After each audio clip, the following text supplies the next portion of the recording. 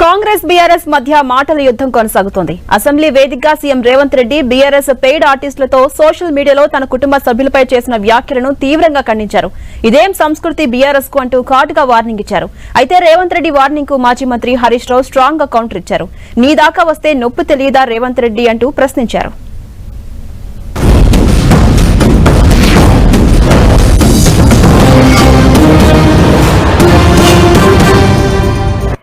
ఏంది భాష అది అధ్యక్ష? కుటుంబ సభ్యులను అంతేసి మాటలు అంటుంటే అసలు మీరు మనుషులా అని నేను వాళ్ళని అడగదలుచుకున్నా అధ్యక్ష. మీకు భార్య బిడ్డలు లేరా? తల్లిదండ్రులు లేరా? మీ అమ్మనో నీ చెల్లినో నీ భార్యనో ఈ రకంగా మాట్లాడితే నువ్వు ఇంతవా నేను అడుగుతున్న ట్విట్టర్లో పెట్టినోని అరెస్టును ఖండించినోని. నా భార్య నా బిడ్డను తిడితే నాకు నొప్పి అవుతుంది, కానీ నీకు ఒక ఆడపిల్లను అవమానిస్తుంటే నీకు నొప్పి కాదా? ఏ సంస్కృతిలో ఉన్నారని నేను అడుగుతున్నా అధ్యక్ష. తోడుకలు తీస్తే అధ్యక్ష, ముఖ్యమంత్రిగా ఎత్తున ఒక్కనొక్కని బట్టలు పొదిసి రోడ్డు మీద తిప్పిస్తా అధ్యక్ష.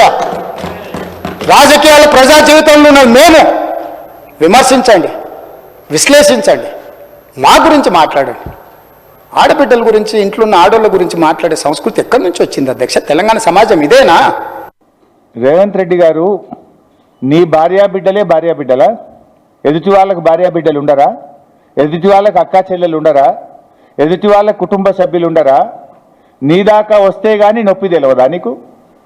నువ్వు గతంలో కేసీఆర్ గారిని పట్టుకొని కాల్చిపారేయాలని మాట్లాడినావు, ప్రగతి భవన్ను పేల్చివేయాలని మాట్లాడినావు.